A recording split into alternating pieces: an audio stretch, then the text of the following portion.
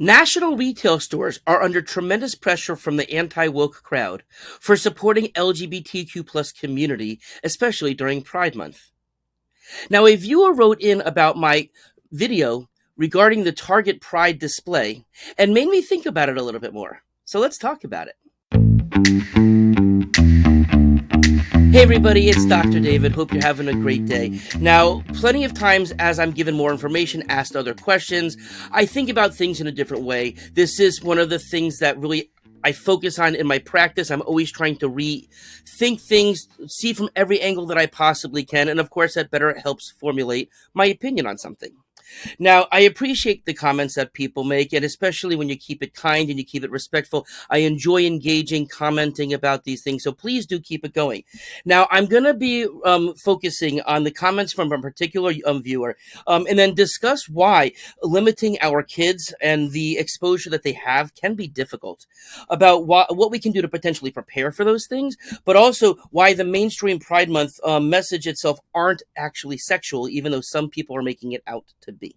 Okay, so this is a recent comment from the viewer. Now, the viewer was, as I said, was sharing specifically about the video I made regarding Target and the products that they were displaying and where they were displaying it at. And I really do thank her for the comment, which I'm going to share with you now. Thanks for sharing. I appreciate your perspective. For the record, I am not at all boycotting Target, but I was caught off guard when I walked in and the first thing I saw in front of me was this clothing section. At my local store, there is no way around it.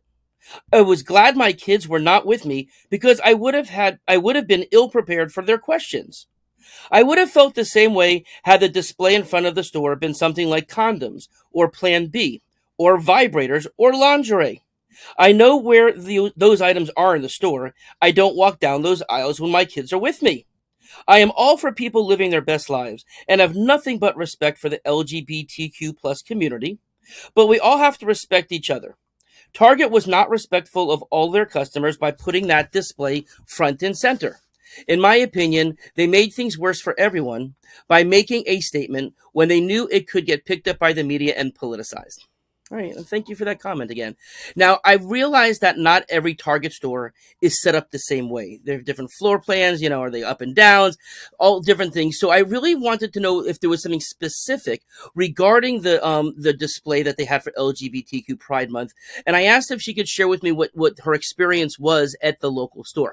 Okay, and this was her response. There were shirts that stated things like live, love, lesbian, queer, queer, queer, queer. Some other products had the word trans on them. I don't care about the functionality of the swimsuit or any of the rainbow-themed apparel. My issue is with the words on the apparel. My 6-year-old son would have been drawn towards all of the rainbow apparel, and I could totally see him asking, "Mom, what does trans mean?" I would have been happy to discuss this with my older daughter, and I have. However, I don't think it's an age-appropriate conversation for my little ones, especially in the middle of a retail store. Now, I totally understand how that could make you uncomfortable, especially if you weren't prepared for it. Yeah, right there in front of you, and then you could have been confronted with that. But I also do recognize we live in a different age than when we were kids. And the things that kids are being exposed to, that they're being bombarded through just other things that they may see, social media, etc. I realize that, especially the younger the kids, the more control we can have over them. But I also do realize that they can be exposed to things anyway. Now, as an example of this, when I first started working with people with autism and families with autism, it was kind of, a lot of families were kind of embarrassed to say that they had a kid with autism or to acknowledge it, having a different type of kid. And in fact, I think part of the reason why the numbers of autism have gone up is because some parents are more comfortable talking about it and reporting it. But through autism awareness, and we realized we were talking about individuals. We were talking about people, how people and families identify.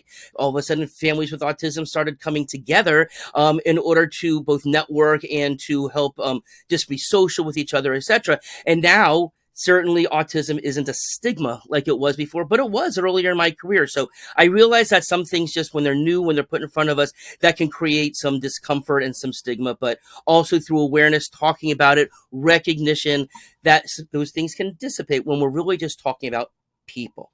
Okay. Now, as I said, we can't completely affect what our kids are going to see. Now, the shirt that you're referring to, or that kind of clothing, certainly could have been worn by a person wearing that shirt in that store, or walking down the street, or at the beach, or in the mall. So it's certainly, even if Target didn't have that display there, your child, and maybe they were walking next to somebody who had all this rainbow stuff that they would have been drawn to as well, your 6-year-old child could still be exposed to this type of shirt.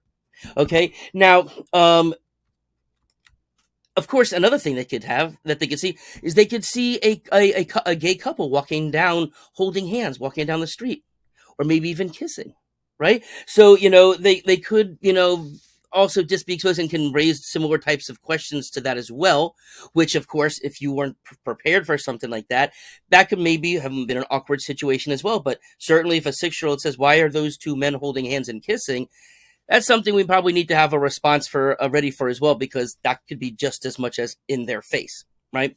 So what can we do to prepare? Now, since we know it can happen, maybe just thinking through these things, maybe with your partner or a friend, maybe role playing and asking the types of questions that they might come in contact with, that they may bring up to you, so you have an answer ready to go, or at least have thought in that realm so you can think in that way. That'd be important. Now, I do also, as an aside, want to make a distinction, because not all LGBTQ messaging is not necessarily sexual. And in fact, it may not be about sex at all, right? While everyone does see things differently, I do see a difference between items that are identifying people, that are trying to make people connect, right? Representation.